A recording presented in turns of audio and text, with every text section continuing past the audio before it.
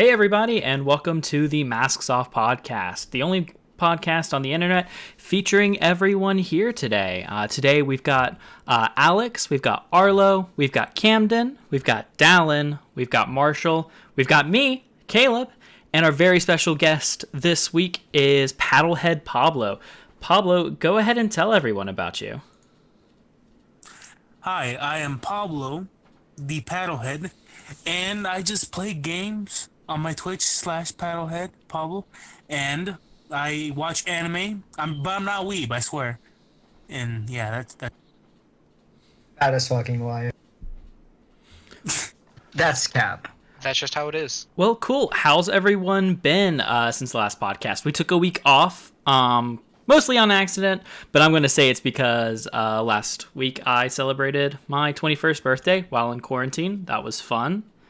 You get any homie kisses. Thank you. Congratulations. Thank you, everyone. You are now the legal age to buy drinks. Yeah, did Yeah, you I buy us was- drinks? Are you gonna go around like Santa Claus? Yeah, I will. I'll show up at everyone's houses with drinks and have a lot of fun with that. Good. Hold good. on, I don't Yeah, want dude. drinks, but can I get a taquito? Yeah, I'll bring that too, bud. Birthday? Word. How's One it feel margarita, being please. able That to was legally fun. drink now. Yo, we should do a podcast where we're all just making fun of Kaleb while he's drunk. Oh, that would be very funny. Yo, come back. Next Oh, week my on Lord. Masks Off podcast. This time we bully another drunk person. What are you doing, Oh, shit. What are you doing, Step? Another one. Another drunk person. Who is our What are first you drunk doing, person biological making fun of? twin? Oh, whoa, dude. Hey, Well, they can't be cool. biologically related. Before things spin off into way too much degeneracy, I like that. Let's get on with the show. Our first topic this week is one that's it's become very dear to all of us, but especially I think me, Pablo, I know Dallin, you're streaming. I mean, all of us are making content in our own ways, and so I think it would be really cool to kind of talk about making content in the current environment. I guess, Pablo, let's start with you. Well, honestly, I haven't done too much streaming before this Especially, I think, epidemic of ours, but I just kind of play the game, commentate normally. There's nothing really different from what I've seen. I don't know. Yeah, how about the rest of y'all? I'll go with me last because obviously I have like a YouTube channel, so that's a little bit different from streaming. Well, like for me, I've been really big. I really want to get out there and like explore on my YouTube channel. You know, like just go to places that I haven't been before with some friends of mine.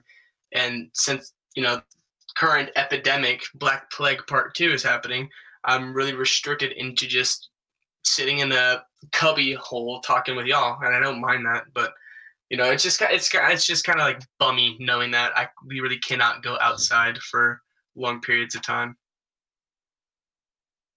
Yeah, I mean that could definitely have an effect on like content, like your ability to kind of explore and do things outside of kind of what you're currently doing. Like obviously, I know a lot of like vlogging channels have definitely probably been deeply affected by it. A lot of other kinds of content have definitely seen a lot of change in how they're doing things. So I think it's been kind of interesting for me.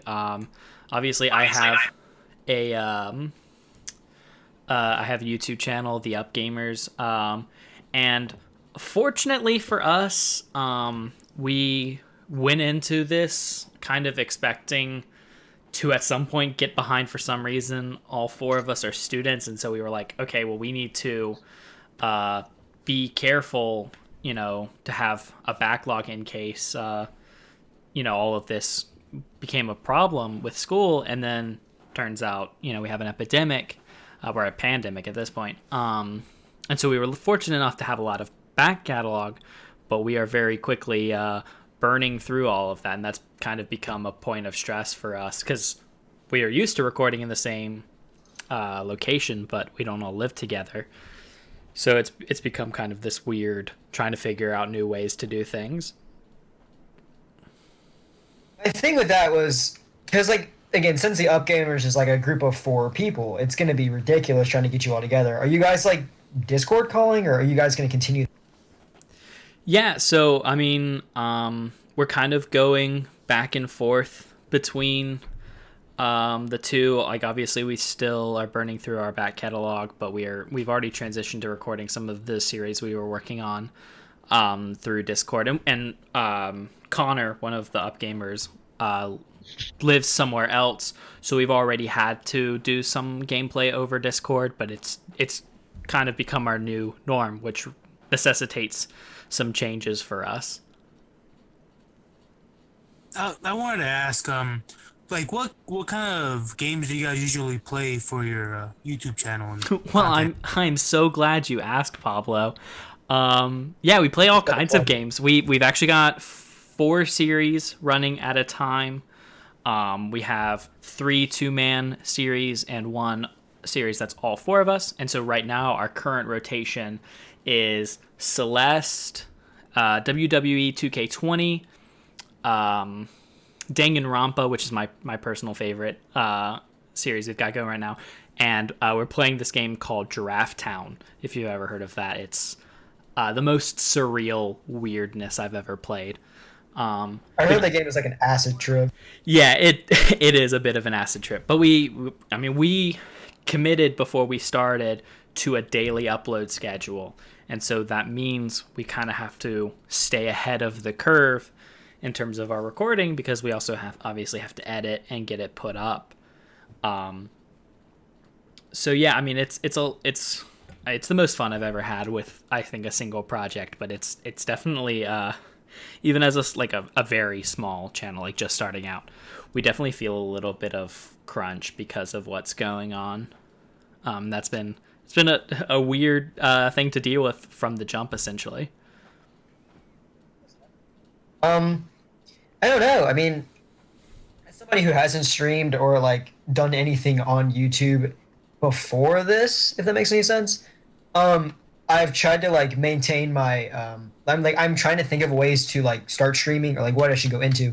I guess, do you have any advice on that? Like, do you have any advice on like how to start? Even though like we've done this podcast together, how do we like continue to grow, I guess? I mean, I don't have a great answer to that myself. I think kind of the piece of wisdom that I've had imparted on me just from like my time online is that just do what you enjoy. The people will find you. And so it's kind of this thing where you just kind of keep doing stuff that you enjoy, because if you're enjoying what you're doing, it doesn't matter how many people are watching. It just is what you want to do.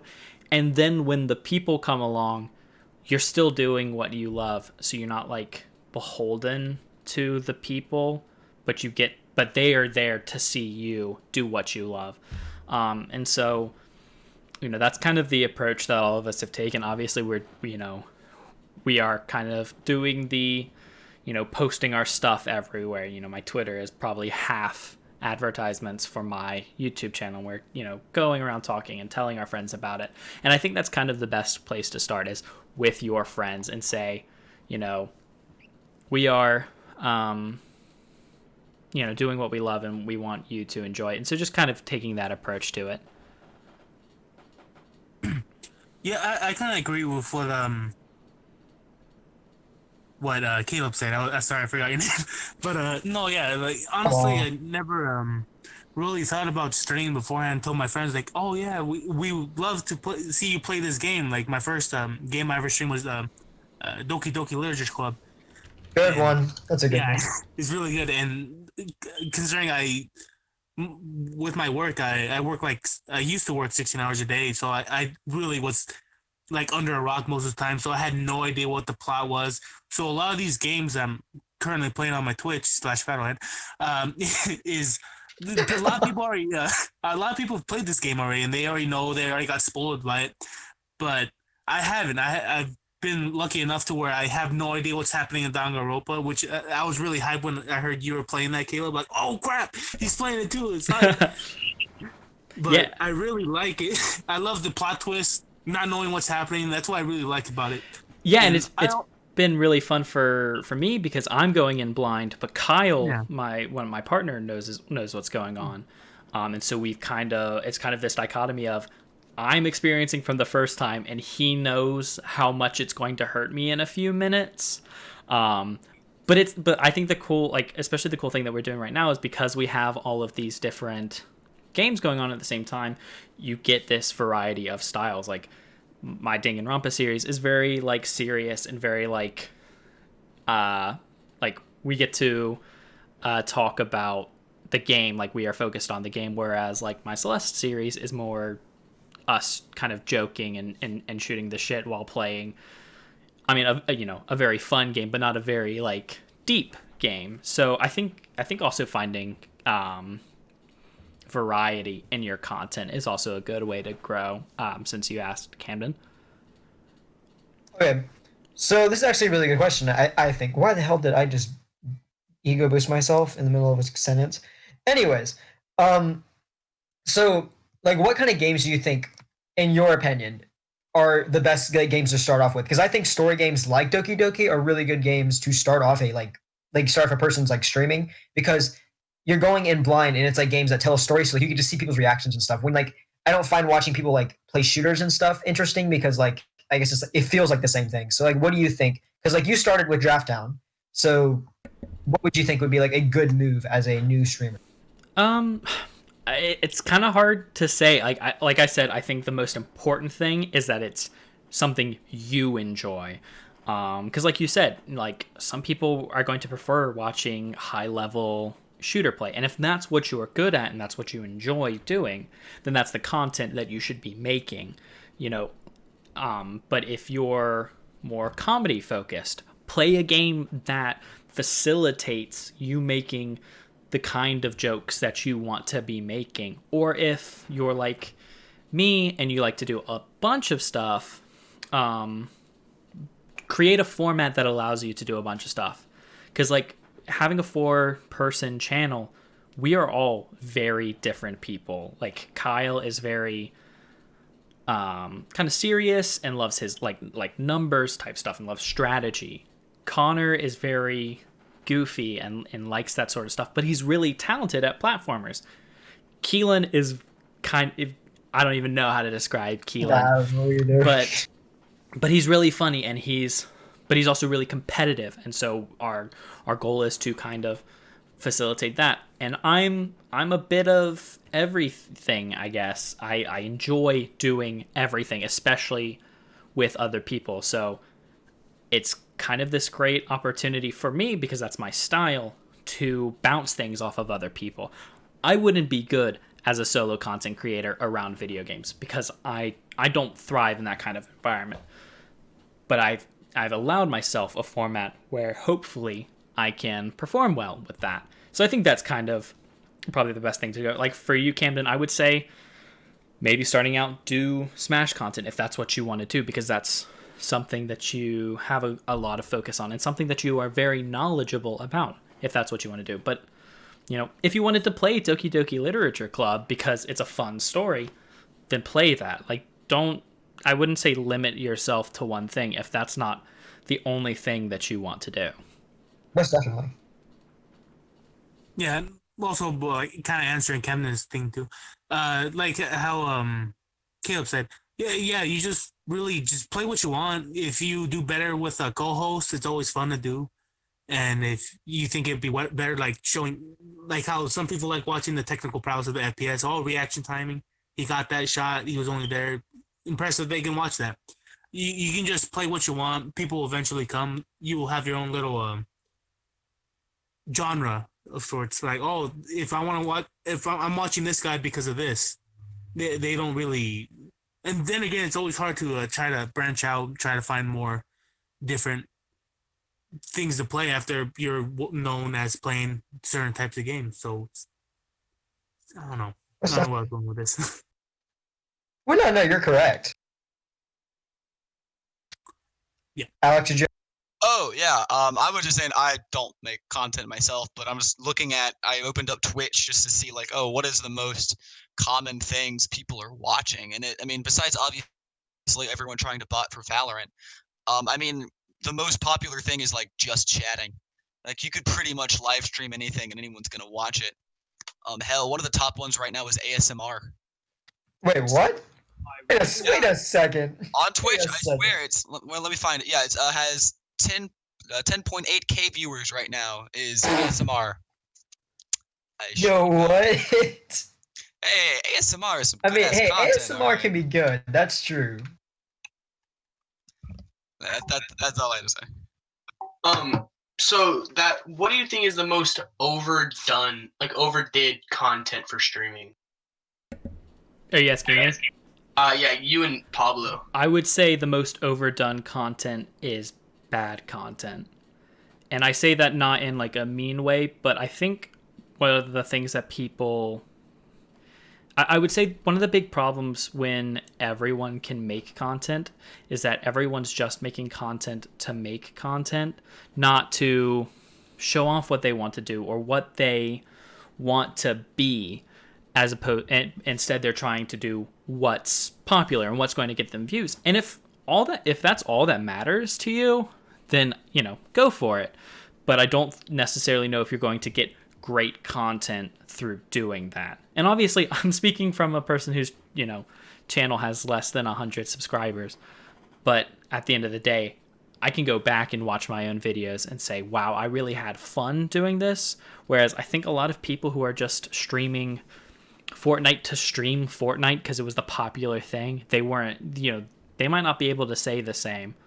But yeah, I mean, I think shooters are probably always going to be the most like overdone because everyone's super competitive and everyone wants to show off that. But I don't know if I necessarily think that that's a bad thing. Maybe Pablo can speak to that more on the streaming side. Yeah, can you say that question one more time? I kind of got up too much in Caleb's answer. But what was the question again? What do you think is the most like oversaturated like game, like gaming, like whatever it is on like Twitch? I don't know. Considering I'm pretty relative, like new to the thing, streaming stuff like that. It's mainly just like new games coming out because everyone's trying to boost their views and trying to get more people to watch, so they play the newer games, which I don't mind. People are trying to get some recognition, so they play the newest game. So, but then there's some people that just kind of want to watch older games that have already came out years ago, and they just for some reason don't want to watch on YouTube. I don't know why, but yeah, I guess newer games are just like Final Fantasy VII. You can already see all the people hop on that. Oh, I want to watch Final Fantasy VII. Choose the highest streamer, and they just watch them. And I get apparently ASMR is oversaturating Twitch too, which I understand too. People find that soothing somehow. I don't know why they find it soothing, but hey, I ain't gonna judge them for listening to people do. I don't even know what ASMR they do in there actually. I swear, I walked into one and I heard somebody eating a candy bar and I was out. I died laughing.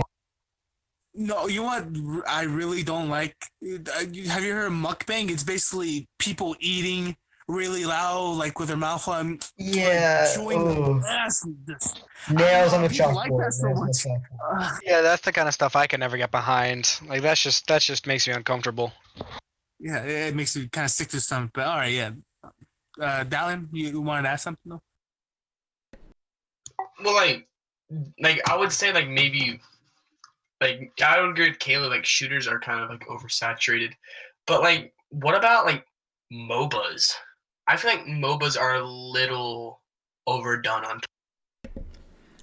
I actually don't know what is a MOBA actually. Like A League. MOBA like League of Legends. One of literally, I think it's like one of the most consistent top 5 things that has been streamed on Twitch for like the past year or two. Because it always tends to be pretty up there. Well, I don't know. I guess I honestly never played a MOBA game, so I couldn't really give you an accurate representation of what I think it'd be about. But I just don't like those real time strategy games for some. It's just not my cup of tea. But I think. Go ahead. Well, what the point I was going to get at is that it's not necessarily a bad thing that there are lots of people out there streaming shooters or League of Legends. I did a stream the other night with one of the upgamers, Kyle, of Teamfight Tactics, and it was a ton of fun. Teamfight Tactics. And it's the difference between streaming Call of Duty Warzone, because Warzone is what's popular right now, and streaming Call of Duty Warzone because you really, really love it. Yeah, because it's your favorite game right now. I mean, there are probably 1,000 Smash Ultimate streams going on right now, pound aside. But I would still go and stream Smash because it's one of my favorite games. So I definitely want to, do that. But I think that's the difference, is doing it because you love it versus doing it because it's going to get you views. Honestly, though, I'll make this quick. As not a person who's make content, but a person who just likes playing Smash, if you want to have a good-ass time and, like, none of your friends are online, go to YouTube Gaming Smash Ultimate and just scroll to the bottom. You'll find people with open rooms. It's, like, the best time you can have. It's so fun. I will vouch for that. Like, finding content that you really enjoy is, like, I don't think I'd ever want to stream if I stream something popular. Like, I'm too lazy to go and get a key for Valorant. I'm way too lazy. But like, I could go like stream Smash and like have nobody watching, but I would be totally fine because I'd be enjoying myself because I'd be thinking I'm talking to an audience. But like, if you go to like as you say, Alex, the bottom of the at the barrel and see like, in their bio it says like Twitch blah blah blah blah. They are hilarious. Like, wow, people. Plus, Smash people are just fucking stupid in general. Well, as the avid League of Legends player that I am, here to defend League for, I guess, the way that you guys have been talking about it is, it is a very easy thing to watch. Like, MOBAs are super, super easy to watch in the same way that an FPS is really easy to watch, because it can like really captivate the attention, because you've got like this, depending on who you're watching, they're either going to be playing the game as a meme because they're really good and they just want to have a good time doing something stupid, or you can find these like insane people that are going on absolute like rampages and just smiling the entire time. And so I think it's all just based on like who you're watching and I guess the way that they're choosing to play the game, and less the games that they are playing.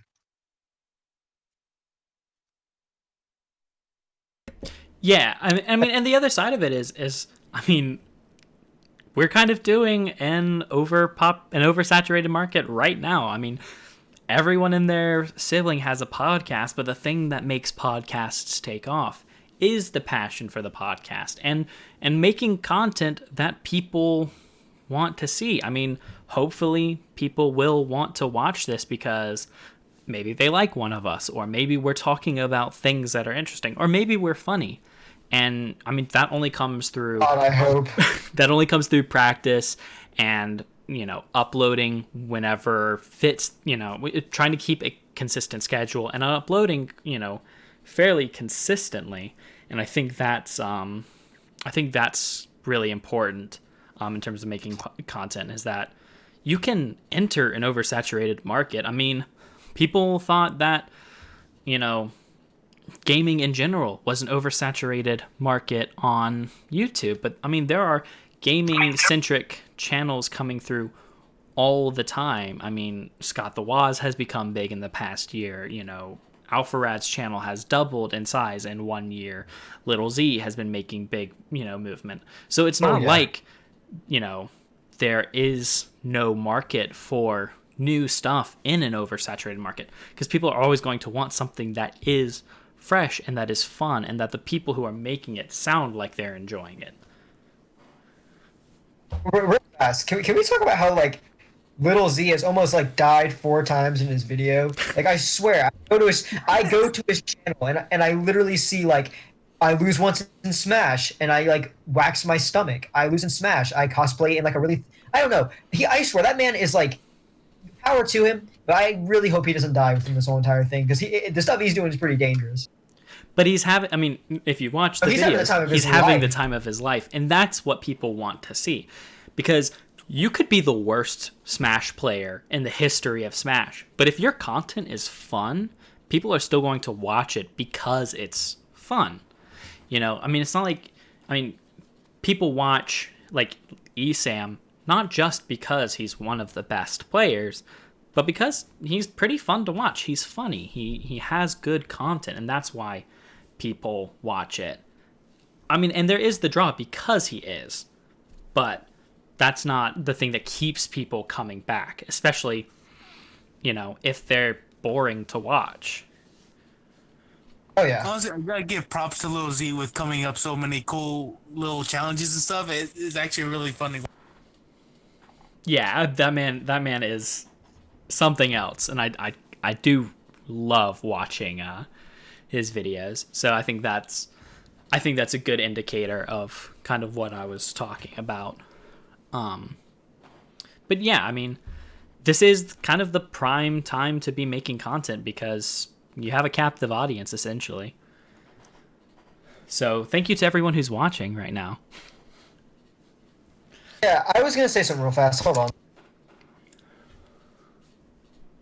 So just this comment. I'm sorry. I have my space bar set to freaking push to talk, and yeah, that's a struggle because it keeps making spaces in the chat thing. Yeah, but this is like the prime time to be streaming. Like, I mean, again, free time. If you don't have the equipment, I mean, like, I don't want to say like equipment's hard to buy because it's pretty expensive. But like if you have just like stuff laying around and you just haven't had the time to like go and stream, now's like the prime time to do it because everybody's watching. I saw a video the other day, that World of Warcraft. Oh my god, I can't speak English. Is like huge right now and it's keeping everybody indoors. So like we're all being safe. But people like are going to get a lot of more views and a lot more things just because people are home right now and they have free time to go and listen to things while they're working. Well, I think that's a pretty good place to end that topic.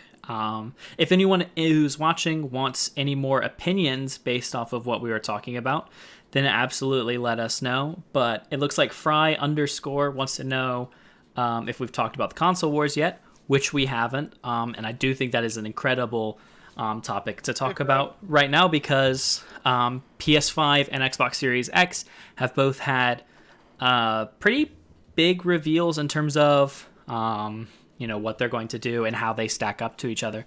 So does anyone have a quick opinion about that they want to get off? So better. Oh, Alex, go ahead. Alex, go ahead. Okay, That's so dumb, bro. used the number system that we set in place. The one that I created. Yeah, the one that You're you breaking the created, fourth Cam. wall. Okay.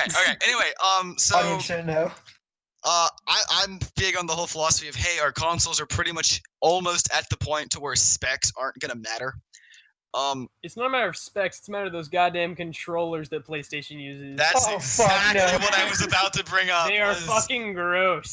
The new Okay, here's the thing. So PlayStation controllers are usually designed to be kind of skinny and kind of small, and the sticks are very close to the D-pad, which is a good thing. But I have a controller, and it's called the Hammerhead, and it's huge. Like, it's super big. Think like what's it called? The tank controller from like the original Xbox. It's The Duke, yeah. The Duke from the 360. Yeah, that was The first. Duke The was the- chunkiest boy. Was Was the it? point. Oh. Yeah, but basically it's that, but with the two sticks in the PlayStation style, it is hell to use. You have to stretch your thumbs all like unnaturally like low. So as long as the new PlayStation controller the sticks aren't too low, it should be fine.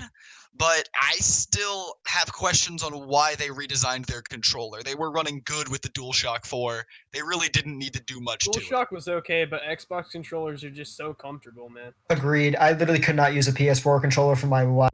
Yeah. I mean, you're absolutely right. As a man with like super fat hands, I've never been able to functionally use a PS4 controller in my existence because they're so small and cramped. I mean, yeah, I prefer the Xbox, and my favorite is, of course, the Switch Pro controller. But, Which is just a chunkier Xbox controller. well, pretty much. And the triggers are instead of analog, they're digital, which is technically worse, but I prefer them. But as long as, I mean, as long as the sticks are still comfortable, though, because the Xbox controller has a different stick placement, which is just, I think, better. But I got Valorant Reaper. nice. No, Like, oh what? Oh, I was just going to agree with Alexander. You be sounding like a robot. Okay. Yeah, no, I was gonna say like I've been Xbox all my life, like just because I don't like the PS4 controllers. But honestly, in the grand scheme of things, I'm really, really enjoying looking at like the lineup for PS4's like exclusives, like 5, like well P5 only, but like the games that P4 the PS4 has are crazy. Like PlayStation has some amazing games, and then Xbox kind of just has some mediocre what do you call it, like exclusives. Like Halo's great, don't get me wrong, but like I would play Persona 5 Royal over Halo any day of the week. honestly, it just comes down to what it like. Honestly, because I'm a PlayStation guy, I have 149 games on my PlayStation 4, but like I really want to make the switch to Xbox because I think that I think that one looks nicer and cleaner, and it may be faster and stuff. But again, I have 149. Oh, okay. I mean, that makes sense. Like, having like console loyalty and then refusing and then just like not wanting to switch off of principle is like a really, really big distinction that I feel like a lot of people just aren't making. Oh, okay. Well, yeah. Either way, I'm okay with either system, whichever games has the better. I'm pretty sure graphically they're somewhat similar or not enough of a difference to really matter that much. But the controllers, I don't. I really just want to say the PS4 controller, or the new. Well, either way, the old PS controllers are just fucking the placements of the thing. I just don't like them at all. They're too low. Big hands. facts. Big facts. It's not. Don't even get me started on those things they call triggers. Oh, my little fins that just hang down. Oh god. Don't diss PlayStation. Y'all just mad that it's a better console. I'm not. Okay, dude, you're trying to say the war. PlayStation, this is ironic. Yeah. PlayStation has great games. I won't deny that. I'm just saying the controller. Games good, trash, right? controller ass. Exactly. Totally If I agree. were to get the new PlayStation, I will go third party, get one that looks like an Xbox controller, and I'll play my PS4 games like that. Literally, y'all are just mad that PlayStation has a better UI than Xbox One. Just throwing it out there. Everything Fine, has fair a better enough. UI Fine. than Xbox One. Yeah, This is that's true. Yeah. The fucking It's not that Switch much has of a better UI than Xbox One, and the Switch has the most simplistic UI you can think of. Exactly. But just the controller. That's the only thing I don't like about PlayStation. Controller's trash. Games are great.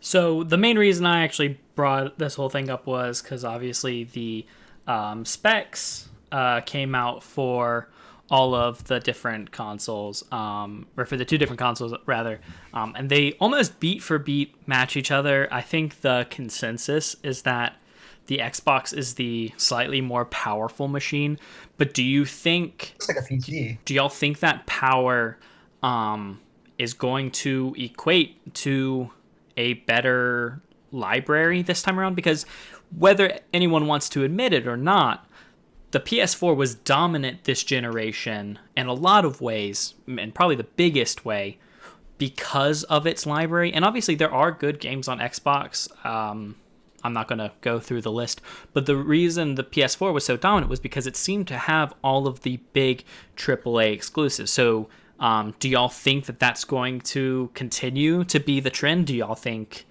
Sony is still going to be the dominant factor in terms of console exclusive AAAs, or do you think Xbox is going to be able to bring it back? Because they have made a lot of big acquisitions of indie studios, and also, I mean, they've just made a lot of leeway in terms of just their development cycles for their games.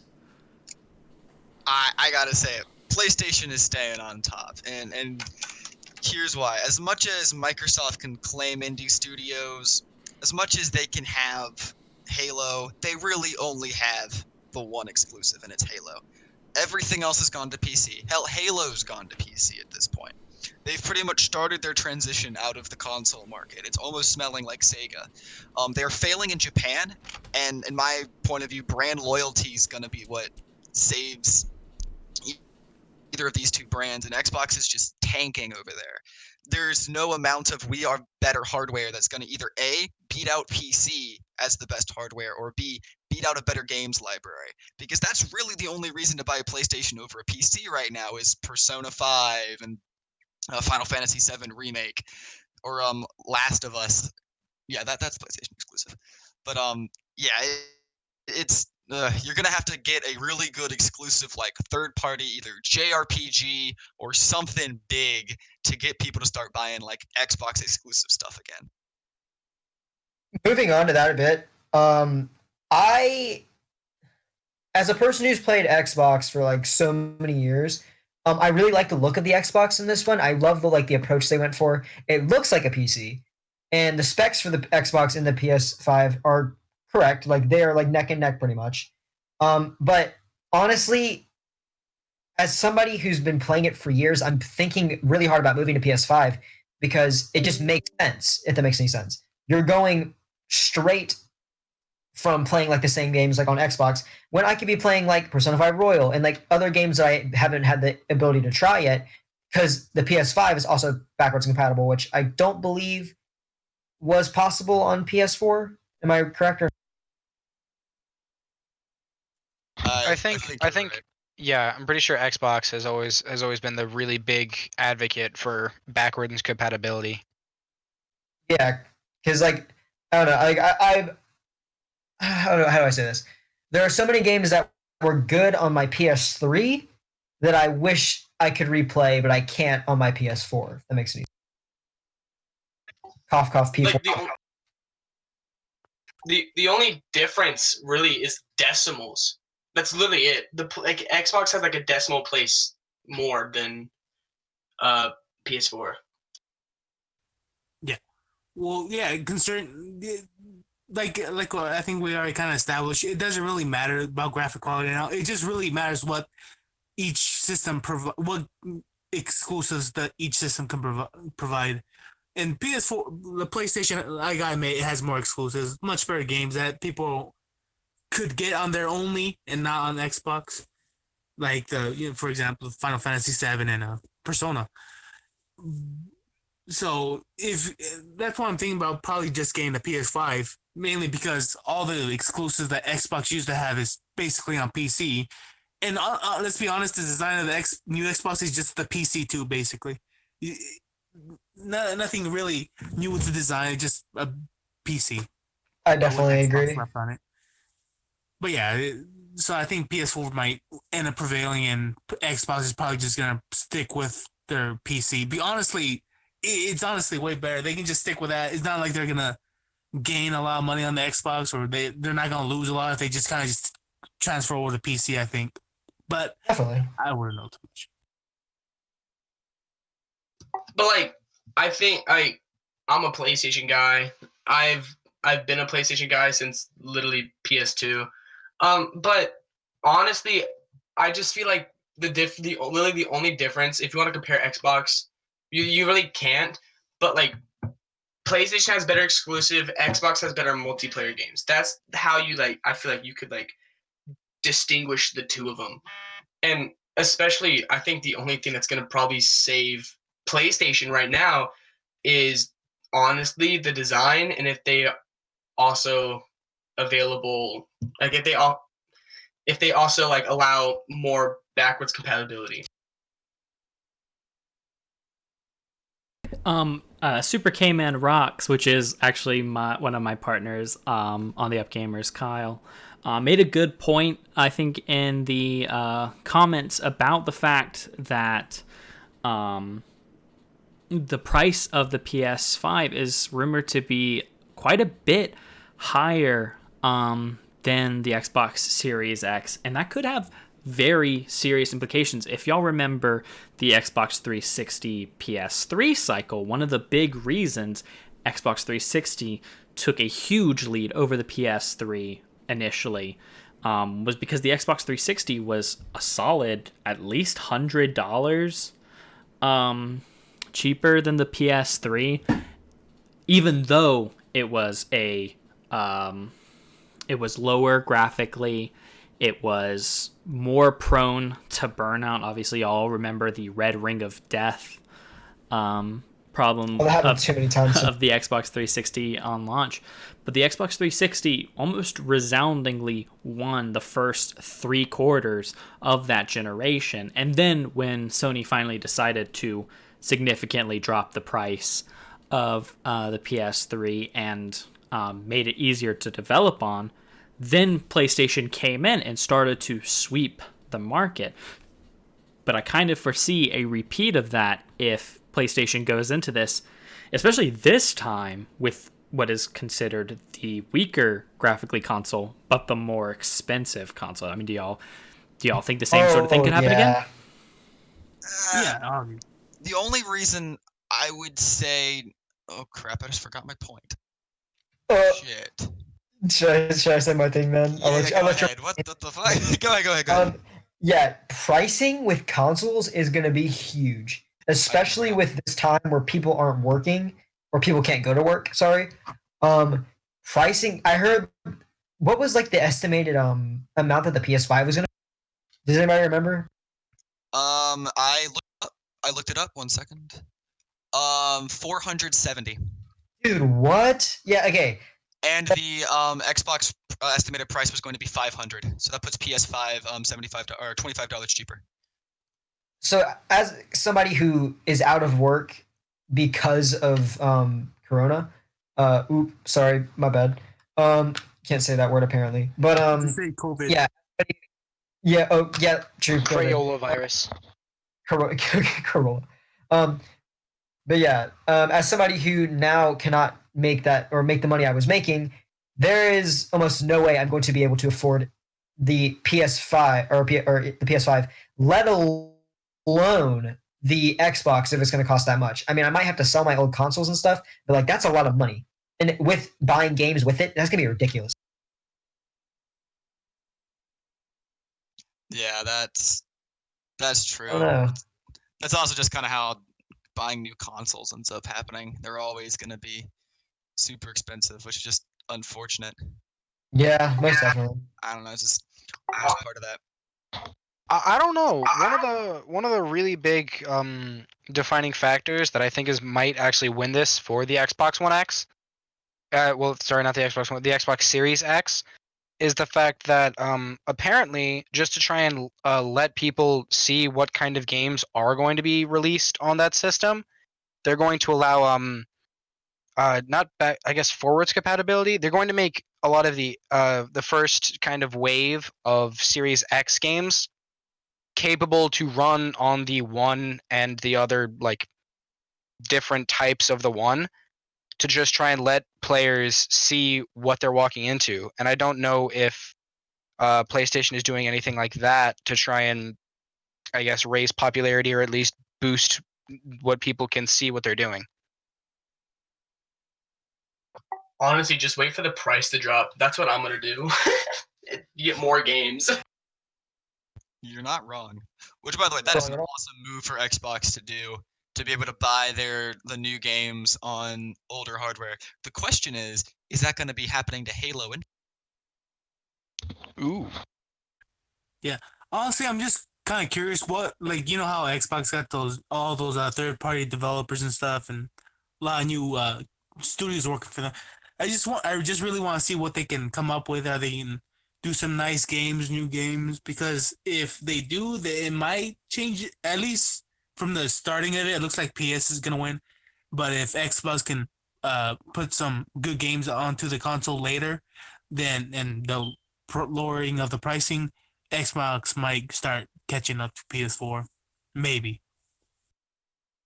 That is a possibility. I would say I think what's going to be the determining factor is going to be who gives the most holistic approach while also being the most competitive. I think in the era of like the Nintendo Switch, where it's a home console and it's a portable. Like, people really need to see where, they're getting a lot for their money, but it's also going to be worth it for them in the long run. And I definitely think Xbox is going to have to do a significantly better job moving forward of being competitive in the exclusives market, if that's how kind of the market is going to continue to be. Hear me out. Microsoft Switch. That's gonna be a no for me, dude.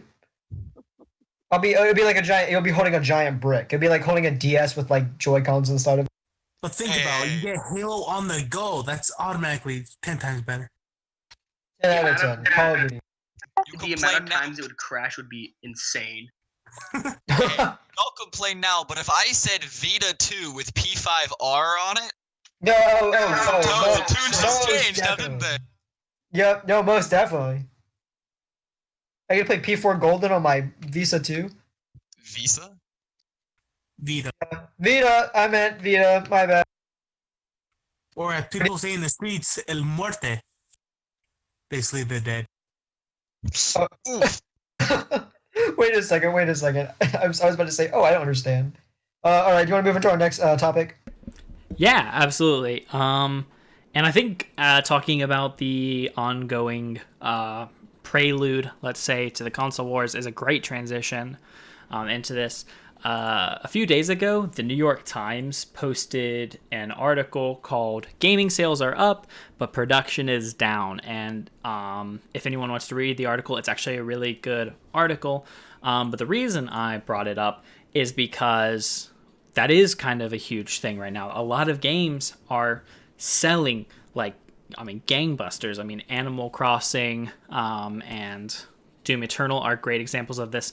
I think even Persona 5 Royal has seen a bump because of what's going on.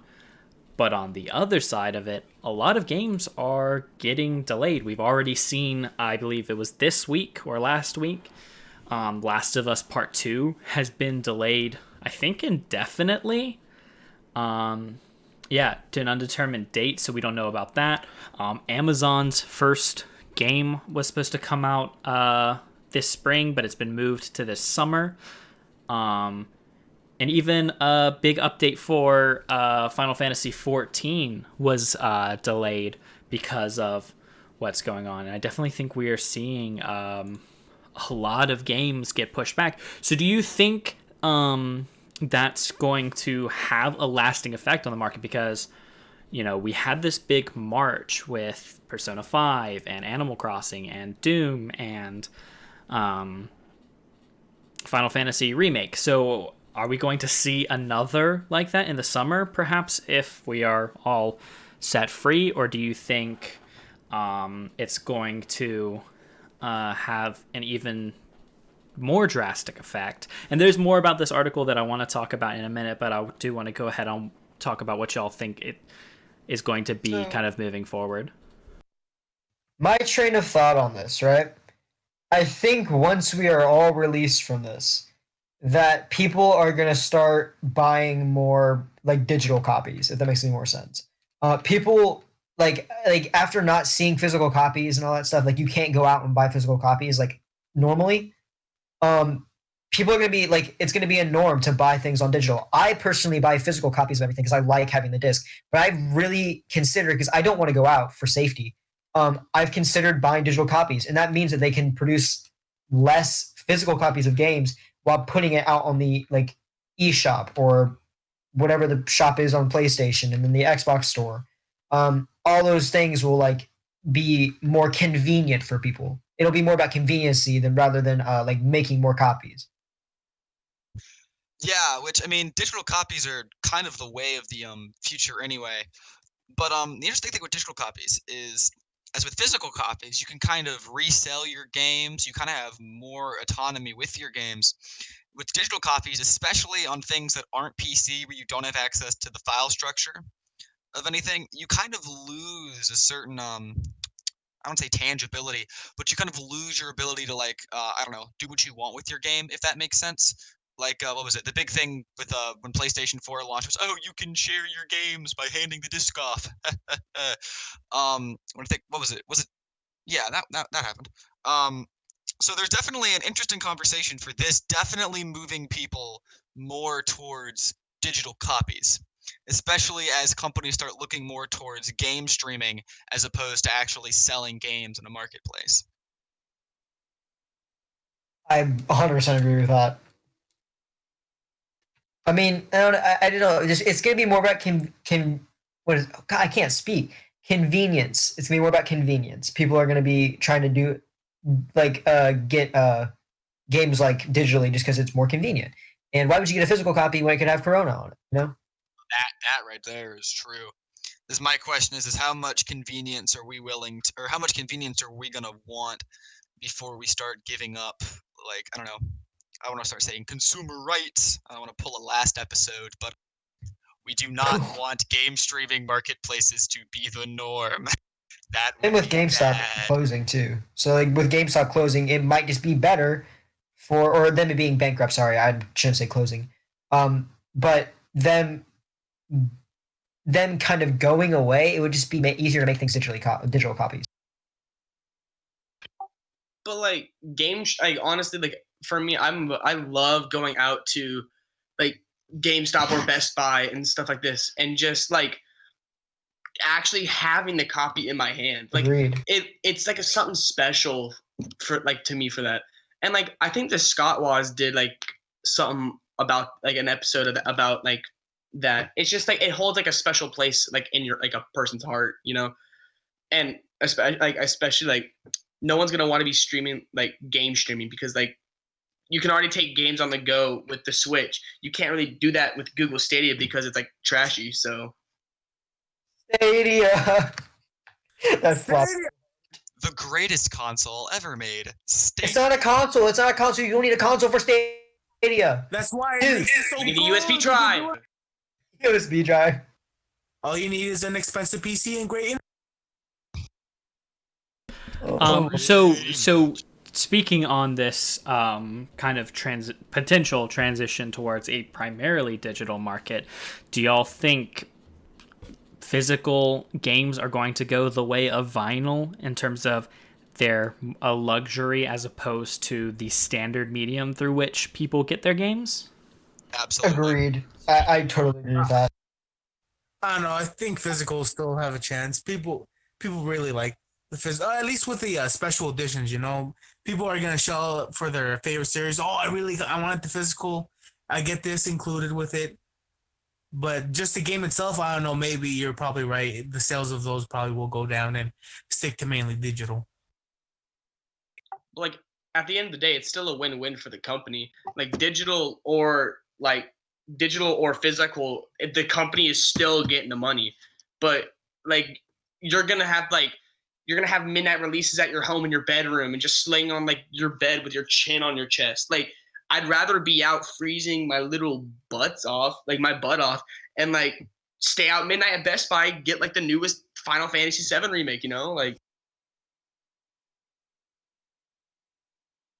Yeah, I mean, I definitely get what I definitely agree. I think we will always see physical content, because it's not like because it's not like a movie where you're not going to like with movies, it's not functional anymore to have a DVD because more than likely, for most movies, you're never going to watch it more than once. And if it's a movie you know you're going to watch more than once, then you're going to buy it on, Amazon so that you have that digital copy forever. Whereas, DVDs are essentially antiquated now.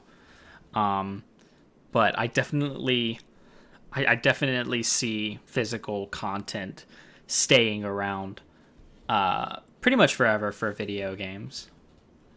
Yeah. And also with like the physical thing, the only reason why I like physical just a little more than digital is because let's say, for example, you have a friend that wants to play the game but doesn't have the money for it, and he's deciding, oh, maybe I should play the game, maybe I shouldn't. And you buy the game itself, you can let him borrow the game and it's you can always return it back. Oh, I didn't like the game. You return it back, nothing lost. With the well, I guess they do have demos for the digitals nowadays, but not for every game. That's the only downside to that. But Mhm. yeah, I still think like physical releases still have longevity in this gaming industry stuff. Yeah, He said game. gamers. So one of the other things that the article talked about that I thought was at least intriguing was that most of the major gaming events and also like technology in general, but those major events like E3 have been postponed indefinitely or just straight up canceled for the year. Do y'all think that that's going to have a big impact? Because I know, at least from the indie perspective, a lot of indie studios rely on booths at E3 to get their games kind of out there. So do y'all think we're going to kind of move away from having big events like E3 or RTX or whatever for those content, but also do you think that's going to have a negative, like a long-lasting negative effect on the market? So I was actually going to say something like this. It's going to be rough for. It's going to change. Here's a better way to put it. It's going to change the way that conventions as E3 and RX. It's going to completely change how they do things. They're going to be more ready for like things like this to pop up. They'll be more prepared. Because E3 this shot out of nowhere. E3 had to cancel out of nowhere. Sadly. And most indie titles rely on E3 and things like that to like get their announcements out there. So they're going to be they're going to be watching very closely when things like if somebody gets sick and it gets on the news and stuff. They'll be very close about it. They'll start putting safety as first thought. But I think indie titles will be struggling a lot this year because they won't have their titles known. So they're gonna have to rely on their social media and other things like that to get their name noticed. Yeah, I think the for E3, most of the bigger companies kind of opted out. Like has their own a little event now for some reason. I don't know why, but I think yeah, E3 and other gaming events like this have a big effect on the smaller indie companies. But I think for this year, but I think in the future, if this still kind of happens, E3 isn't as popular anymore. I feel like people have enough ingenuity to create a new thing on the internet, probably where they stream indie game, like announce indie games online, where it's like a big indie reveal, just for their game specifically, so people can see what's newly available, so they can just kind of look at what's new with the indie game. Yeah, like Fortnite 2, for example, very very indie game of all the indie games. And yeah, that's all I gotta say for that. Can we actually call Fortnite an indie game at this point? Yes. Lord. No, we can't, bro. Fortnite was never an indie game. Epic Studios was already a big player in the market before Yeah, Fortnite. it definitely was not an independent creator before it put out Fortnite. I mean, Gears of War and all that, and that's all Epic, in it? Still That sad is- that they canceled Paragon. Yeah, it's Paragon. But anyway, I think we kind of do have somewhat of a structure for I know like Nintendo Directs obviously are more focused on Nintendo, but some indies get in there. Nintendo has its own indie directs, the Nindies or Nintendo Indie World Showcase, whatever they're calling it now. And PlayStation doing its own directs. So we do kind of have a format where we're starting to move away from these conventions. Because I know before even Corona had kind of hit as much as it did, there were already talks of E3 being canceled indefinitely. Just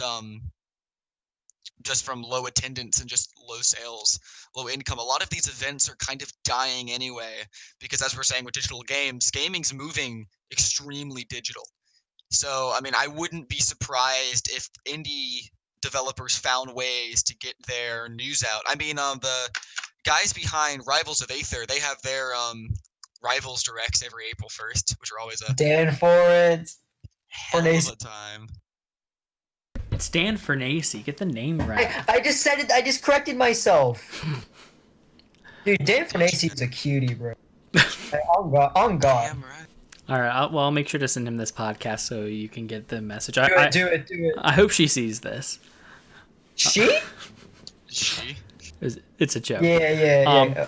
But anyways, moving on to Recovery. our next topic, because I think this is something that affects everyone in this group, is kind of being a student right now. Obviously, like for a lot of students, everything that they do in a week has completely changed, and I wanted to get some of y'all's opinions on that. I graduated. Same. I'm pretty much graduated. But but I make money. has it affected y'all's moving into college at all? Actually, yes. Since I'm not gonna say this live. Holy shit! I almost no. I it's affected me going to college a lot because since I'm doing something different than most people, that's all I'll say about it. It's been much harder to like find a place to live because I'll be living like I'll be moving out. I haven't been able to go check out places. What else? As a student, like since I only have like theater work left, like that's the only class I have left. They pretty much graduated us. But like it's more of like the disappointment of what's the word? The disappointment of not having like prom or graduation for us high schoolers here. But it's just I don't know. It's just been disappointing in that point of view. I don't have an issue with what's going to come after all this, but it's like losing most of like the things of our senior year. Like it's affecting my college because my college is thinking of just switching to online classes and like for like the next like semester. And it's really disappointing because I was really looking forward to like the college life, but now it looks like I'm just gonna be stuck doing Zoom college life things. Yeah, I definitely think that like that is something to like think about. Is like, yeah, a lot of schools are projecting at least the summer semester, but some colleges are also projecting for the fall semester to be fully online. And obviously that's going to be hard for the teachers in the school. But I mean, personally, like I very much struggle with online classes. So, I mean, there's a lot of students who are going to be negatively affected in a long-term basis because of this transition. Yeah. Okay. So yeah, I know. Me and Arlo's moms are both teachers. Granted, at an elementary school, not a college, but they've had to completely change the way they teach. Oh yeah, to- it is very, very strange. It's a whole new almost reality on how to get all of that done. If it's hard for elementary school teachers, I only wonder how the professors are getting it. Oh, college professor is going to be very, very interesting. Yeah, I think a lot of people are going to have to adapt to almost an entirely new method of learning, but also teaching. Like having personal experience in the teaching field, I can't imagine trying to do what I did in a classroom through a Zoom call or even through just Blackboard assignments. I mean, I think for a lot of teachers, it's going to be developing entirely new methods that potentially they'll only have to employ for one semester, but that one semester is going to be incredibly difficult on teachers and students. So going on to that, I feel awful for for one of my teachers because like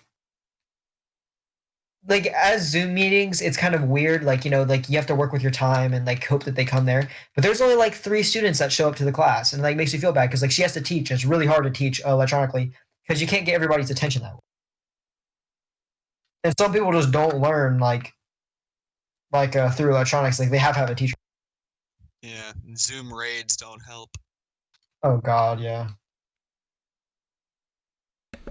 But yeah, I think if that's all anyone has to say on that, I guess we'll move into the final section of this podcast, at least unless anyone in the comments has something that they would like us to talk about. But the final section of this podcast is going to be me reviewing Persona 5 Royal very carefully. Wait, do you want to wait? Please God, if you spoil the Royal, I will I will never forgive you. No more good night kiss. You Yo, want it in somebody spoiler in for Camden, chat too. talk about anime, please. Ask questions about anime. I got plenty of things. That's me and Pablo's expertise. Wait, but Caleb, did you want to wait for Leo for that, or are you gonna go ahead and do it? Nah, fuck him. I want to talk fuck about it. you. Fuck You you. can't say that. You can't say that. We're gonna get demonetized. We're not Fuck monetized them. anyways. We're not monetized. We're not monetized Wait, anyway. y'all are making money off this? Hold on a minute. Yeah, why do you think I was so What are you talking insistent on running the podcast? I mean, they split me $5 to be on here, so you know. You're getting paid?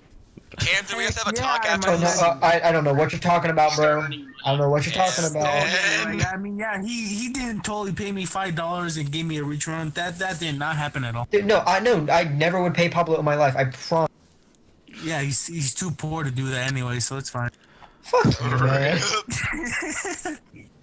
Well, all right, everyone. Welcome to the spoiler-free Persona 5 Royal Review by me, Caleb. Joker dies. Yeah. No! Joker dies in real, dude. Actually, everyone Best dies. girl. The game starts and it ends. That's it.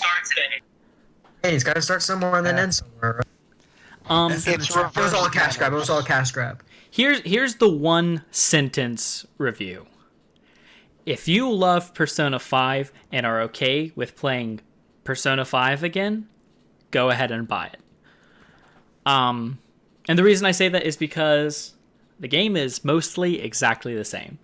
The big thing that you're getting is a cleaned up kind of story. All the characters are more fluidly introduced into the universe. And so all the way up until the end of regular Persona 5, which I'm also not going to spoil for people who haven't played Persona 5 in general. It's beat for beat exactly the same. There's small things. The confidant system, which is my personal favorite part of the Persona system, gets a minor tweak in that at the end of conversations you get follow-ups, which are just essentially small little phone conversations between you and the confidant that you just had a conversation for.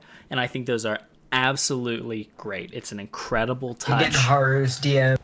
Yeah, it's an incredible touch to what was already, I think, the best part of the game.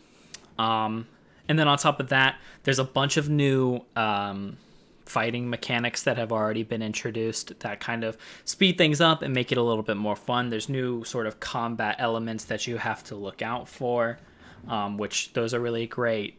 And then the new story stuff. The two new characters that they introduce, Kasumi and Dr. Maruki, are both fantastic. They are, in my opinion, two of the top 5 best written characters in the game as a whole, and in the top 10 of the Persona franchise in general.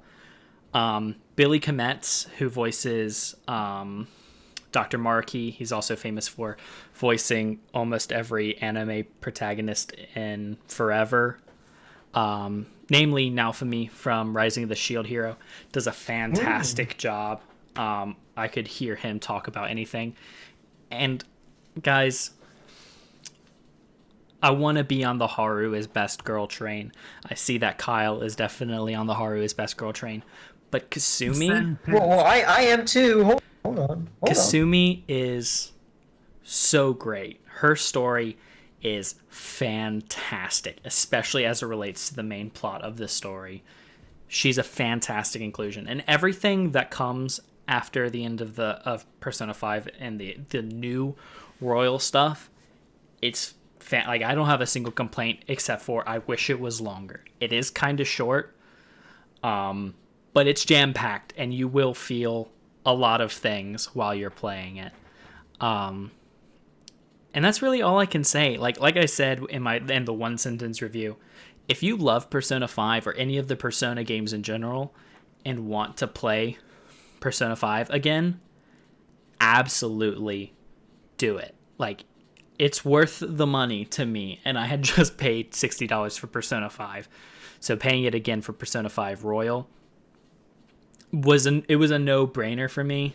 And it's fantastic. I feel like I got my money's worth. And it'll feel like even a bigger money's worth if you played it on PS3 originally instead of PS4. And the only thing left that I have to say about that is it makes me even more excited for Persona 5 Scramble, which I really hope gets released in America, because who knows at this point. But yeah, review done. Please go ahead and tell me how I accidentally spoiled the game or how I'm wrong. Spoil it now. First, You ruined it for me entirely. No, but before Alex makes his point, Kyle, you're fucking right. Haru is best girl, and there's no questions asked. Fuck you. First off, no, you're all wrong. It's the yo-yo girl from Persona 5 Scrambled. Sorry. Wait. That's just fact. I'm She's sorry. super I'm sorry. young. She's super young. Wait a second.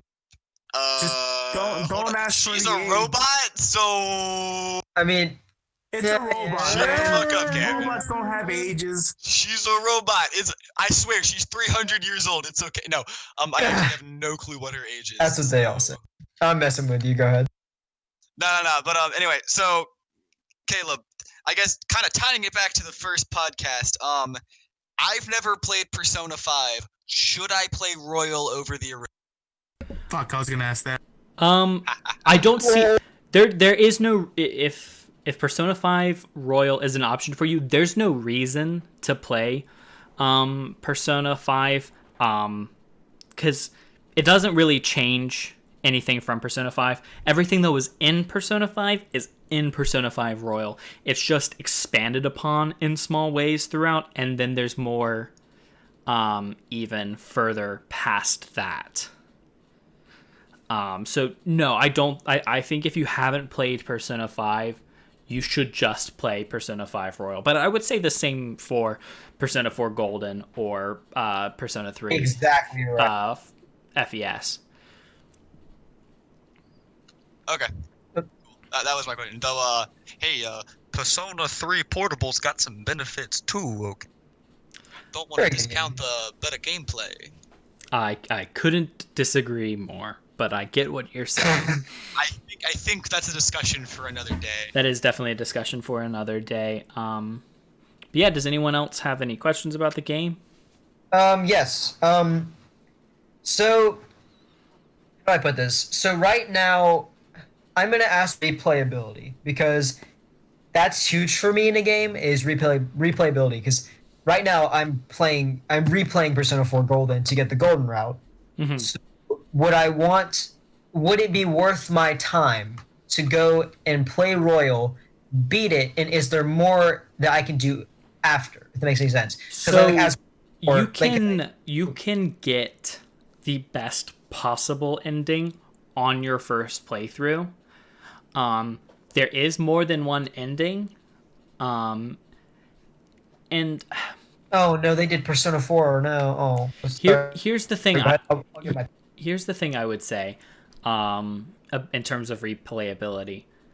Persona 5 Royal has such a good story and such a good world that by the time you finish the game, you've forgotten the small details about the first half of the game, and it's enjoyable to play it again. And if you've never played Persona 5, that second playthrough I think is an absolute necessity because you notice so many small details that Atlas worked into there that they didn't expect you to notice the first time. But even outside of that, like, if you don't know the game going into it, you're probably not going to get the best possible route your first time through. So, absolutely do play it again. And there's I think I counted, and there are 5 possible endings to the game. So there is a lot of replayability. And New Game Plus is really great if you don't know exactly how to optimize the game your first time through, because unless you know how to optimize the game, you're probably not going to max out all of your confidants in your first run through. So, doing that. But there's also a bunch of there's tons of different dates that you can take everyone on. And, the new area has a bunch of games. So, if you want to play darts or if you want to play billiards, there's a bunch of different things to experience. But there's genuinely no possible way that you could experience all of it your first playthrough. So I definitely think there's a ton of replayability there. So, okay, real fast, and I'll let the next person go. So, P4 Golden also has a lot of routes. Can I ask you, this is spoil free, are the endings drastically different? Or are they different? Because Spoiler. I'm not P4. Some of them, yeah, some of them are very different. Some of them are kind of superficial. Because my issue with P4 was that you could mess up very easy and get a really bad route. And because P4 had eight total routes. But honestly, I'm very interested because again, like as somebody who's replaying a Persona game now and really enjoys that one, I want to enjoy it as much as I did, or as much as I did Golden, and replay it as much as I can because I'm really really interested in seeing like Confidants and the new stuff. So thank you for the information. Pablo, you next. Dallin or no, Pablo. Oh. Yeah, you had something to say. No, Is it my I was turn? gonna ask like, oh, should I get you because fucking someone already asked the question. I was asking if you should get Royal instead of the original if you never played the original, but you answered that already, so there's no point for me to talk. Other than to shamelessly promote my Twitch, which is Pablo. That's what the description is for. I know, but sometimes people can't read. You know how illiteracy's rampant among this nation of ours. Well, Yeah, especially Dallin, right, Dallin? Granted, they can't spell it even if I said it, huh? Damn it. Yeah. Dallin, I bro. have dysgraphia. Okay, I'm sorry, Dallin. You go ahead. Dysgraphia. Everyone straight bullying.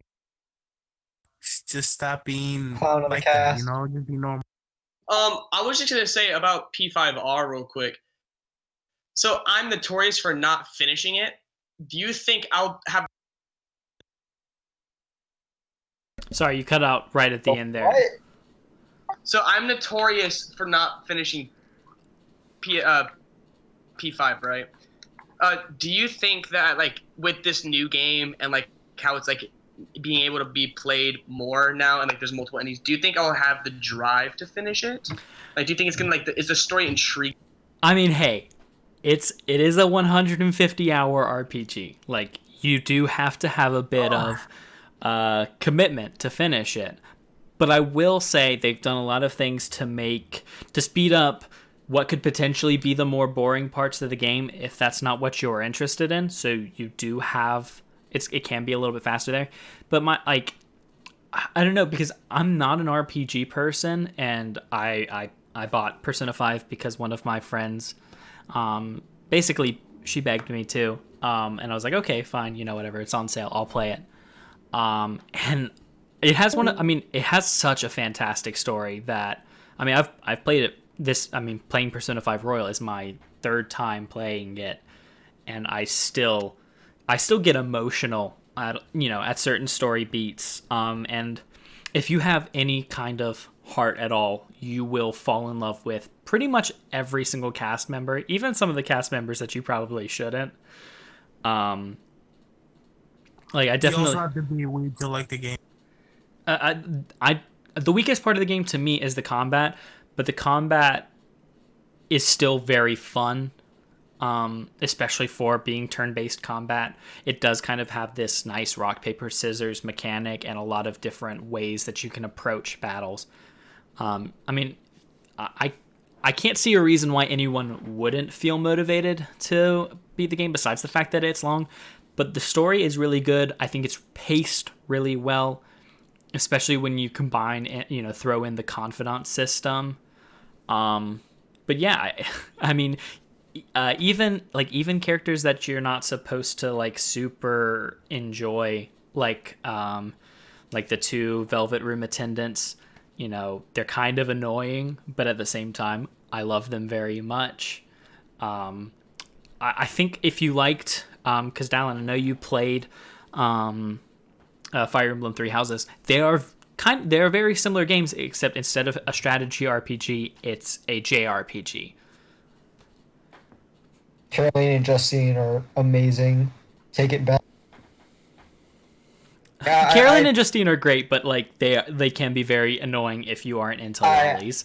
I 100% agree. I'm not into lollies, but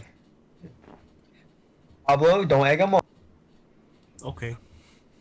I'm joking. I don't know, dude. I don't know. I'm proud of Royal. They did a good job. Yeah, I genuinely can't complain, except that I wish it was longer.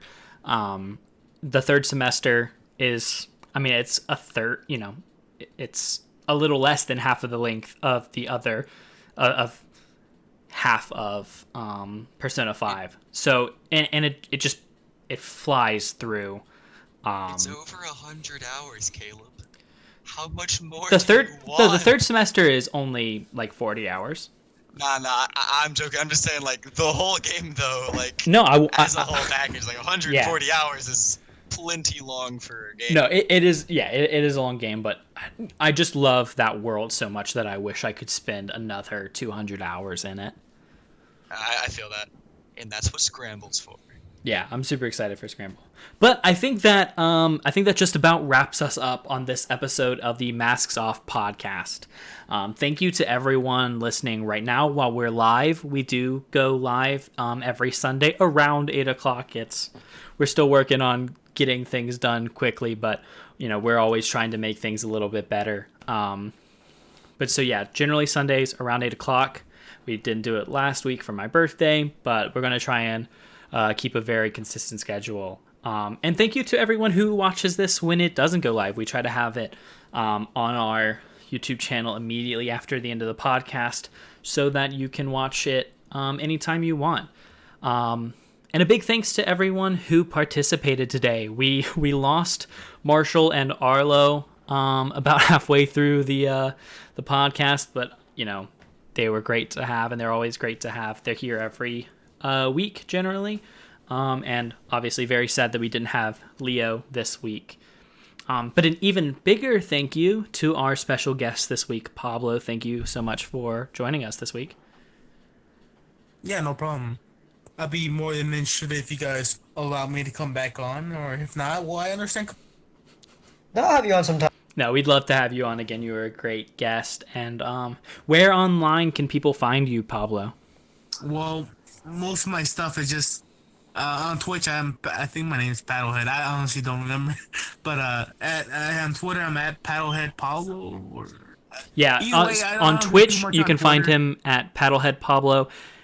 On Twitch you can find him at just Paddlehead, and on Twitter you can find him at Paddlehead Pablo. Both of which are in the description along with everyone else's information. Surprisingly enough, like someone on Twitter already took the original Paddlehead. That's why at the Pablo, but yeah, I don't really do too much. I'm just kind of horny on Twitter. You don't have to follow me. The usual. Good man. Unless you want that quality content, okay, you can give me a follow then. I don't mind. You're getting my follow. Yeah. And thank you to Alex, Camden, and Dallin for sticking through to the end of this podcast. Love hearing y'all talk about everything. Alex, are you doing a Persona 3 stream anytime soon? I wasn't planning on it tonight, but when I do start streaming it next, I will advertise it out. I'll send it to everybody. I want to try to get there to be more people on our side in the stream, because I have a very difficult time like keeping those entertaining by myself.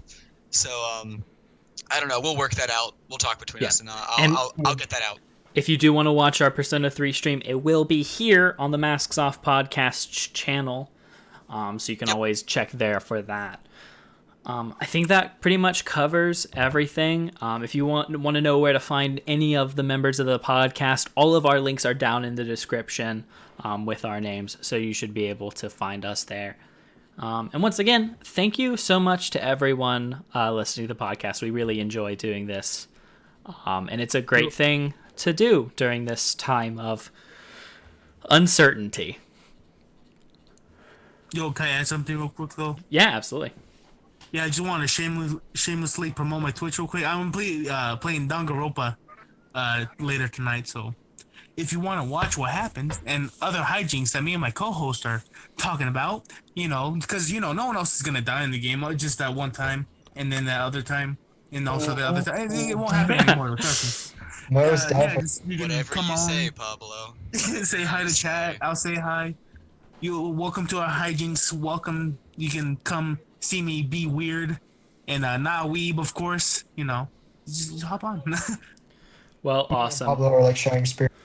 Thank you, everyone, for listening to the Masks Off podcast. We will see you next week. Everyone say goodbye. Bye, guys. Love y'all. God, that's been a Sunday night. I expect my face on a t-shirt.